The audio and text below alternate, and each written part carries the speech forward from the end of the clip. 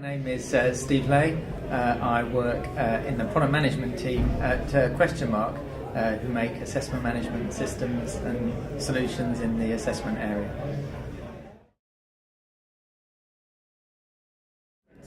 Well, I've been a kind of long-standing member of this community. I used to work at Cambridge University.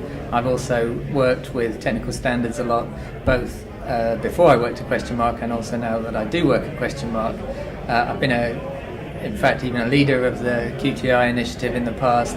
I'm also working with other standards right now, including the IMS LTI standard, which is something that we're just actually in beta with at the moment. So I'm very interested to see how this community is tracking standards and getting ideas about what's happening in the future, what might be coming up, what might I be doing next year, and this is a great community for finding that kind of thing out.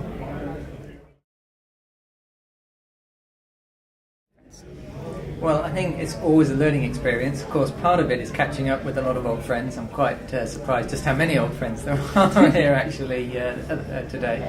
But for me, it's all about learning from a community which tends to be quite forward-looking. So, of course, CETIS itself still has quite a research agenda that tends to be extremely forward-looking often. But there's also that sort of trends, just to get an idea of what the trajectory of the work programs that people are doing, because a lot of our customers are in this HE community as well, so I like to know what kind of expectations they're going to be having over the next year or so.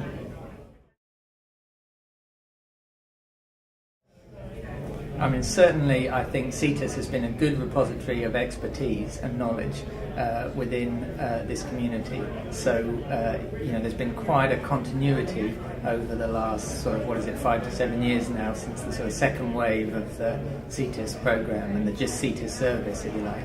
And I think during that time, having people that you can go to find that kind of information out is pretty important actually. And I think this event is quite important because it's a way perhaps that the community can reach out a little bit more.